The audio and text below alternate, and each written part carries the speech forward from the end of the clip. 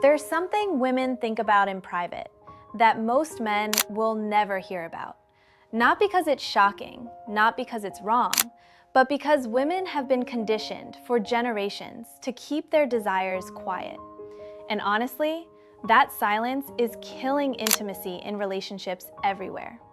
Today, I'm breaking that silence. I'm going to share the 4 most common sexual fantasies women have, but almost never talk about.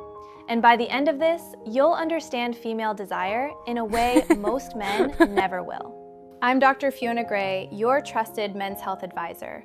And make sure you watch closely because fantasy number 3 might completely surprise you. It's one of the most common fantasies women have, and yet most men have no idea it even crosses their partner's mind.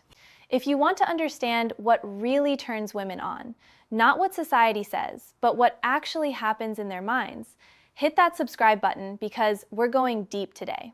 All right, let's get into it. When it comes to sexual fantasies, most people shy away from the conversation. There's fear of being judged, embarrassment, and this deep cultural conditioning that tells women not to express desire too freely. But here's the truth. Women's imaginations are often far more vivid, creative, and adventurous than people realize. A Canadian study found that women actually report stronger arousal responses to a wider range of erotic situations than men. Female desire tends to be flexible and context-driven. It's emotional, sensory, and imaginative.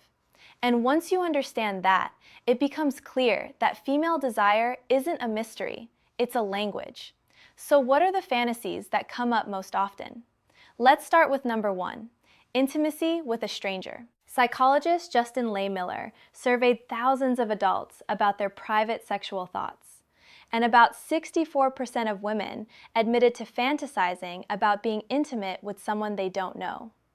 The setting is often a bar, a hotel, or some spontaneous encounter where the rules disappear and curiosity takes over. Now, there's a reason this one is so common. The idea of mystery activates the same dopamine centers in the brain that respond to novelty and excitement. A stranger represents something new. New scent, new voice, new rhythm. And that unfamiliarity can feel thrilling. And here's the thing, it's not about cheating. It's about imagination and freedom from expectation.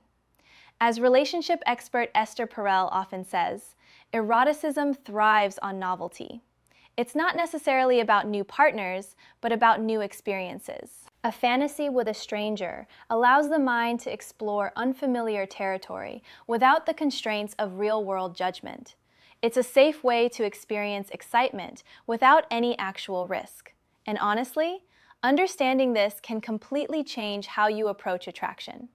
So many men worry about how to spark attraction in women, when in reality, confidence and curiosity are the key ingredients. You don't need perfect lines or grand gestures. You need presence, eye contact, and authenticity. Flirting is just communication with energy behind it. Women respond to attention, not pressure. When you're curious and relaxed, you create safety. And when a woman feels safe, she feels free to express her playful, flirty, or even daring side. That's what connection really is, mutual permission to be present. Now, let's move to the second major fantasy, power dynamics. Roughly 65% of women report fantasizing about being dominated, while 47% fantasize about being in control. And before you jump to conclusions, it's not about violence or humiliation. It's about trust, balance, and emotional intensity. Power play fantasies are about switching roles and stepping outside of everyday identity. For many women, especially those who manage a lot of responsibility in life, the idea of surrender feels freeing. It's a break from decision-making, a chance to relax into the moment and let go. For others, it's the opposite. They enjoy being the one in control. Being dominant can feel empowering and playful, especially in a context built on mutual respect. In both cases, these scenarios give people a safe way to explore control and vulnerability, two sides of the same coin. Playing with power dynamics can be deeply psychological. It's less about what's happening physically and more about what it means emotionally. It invites communication, negotiation, and trust, all qualities that strengthen connection in the real world too. And here's what most men don't realize. When a woman fantasizes about surrender, she's not fantasizing about weakness. She's fantasizing about feeling so safe with someone that she can completely let go. That's actually a massive compliment to the man she's imagining it with. Now, the third common fantasy, and this is the one that surprises most men, is about group encounters, usually threesomes. About 56% of women have imagined this, according to Leigh-Miller's data. Some picture being the center of attention, others imagine watching, and some picture their partner with another woman. There are countless variations, but the theme is the same: curiosity and novelty. Roughly 17% of women imagine an all-female scenario, while about 39% imagine mixed-gender encounters. And here's what's important to understand. These fantasies aren't necessarily about acting them out. They're about imagining freedom, variety, and the excitement of being desired from multiple directions. The psychology behind it is actually quite simple. Humans are wired to crave new sensory experiences.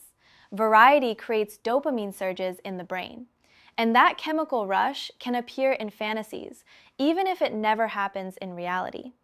It's not about betrayal, it's about imagination's love of possibility. And honestly, the fact that someone fantasizes about something doesn't mean they want it to happen.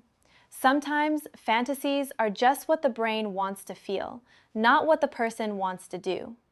That's a crucial distinction most people don't understand.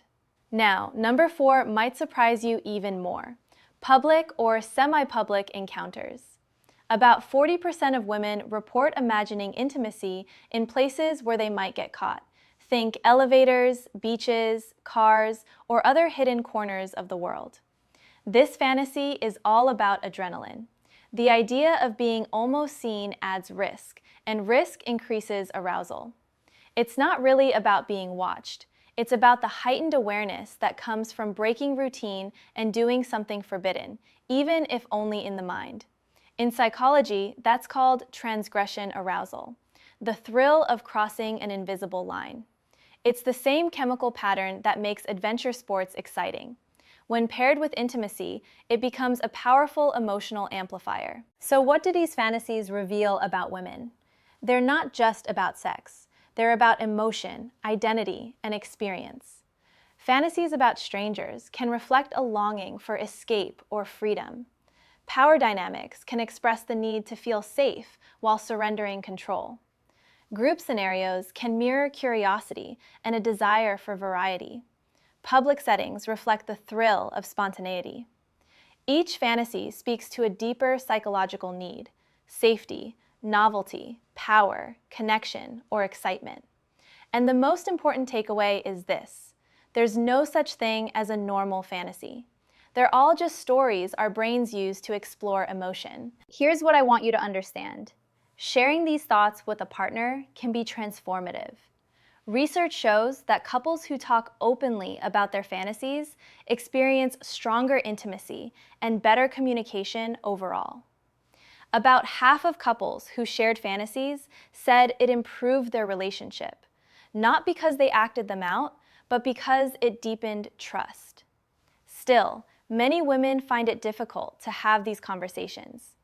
Generations of cultural conditioning have told women that desire makes them less respectable. The result? Many suppress their fantasies and pretend not to have them, which often leads to disconnection and frustration. It's okay to want to be the good girl in public and the passionate one in private. That duality is human, not hypocritical. Most women want to feel both adored and desired, respected and adventurous. Those traits coexist beautifully when trust is strong. If you want to talk about fantasies with your partner, create an environment of comfort. Choose a private, relaxed setting where both of you feel safe.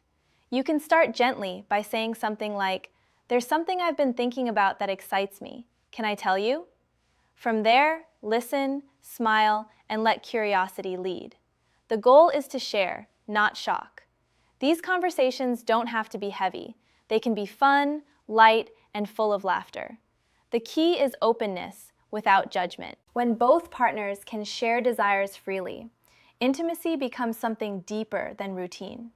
It becomes play. You move from performance to authenticity, from worry to connection.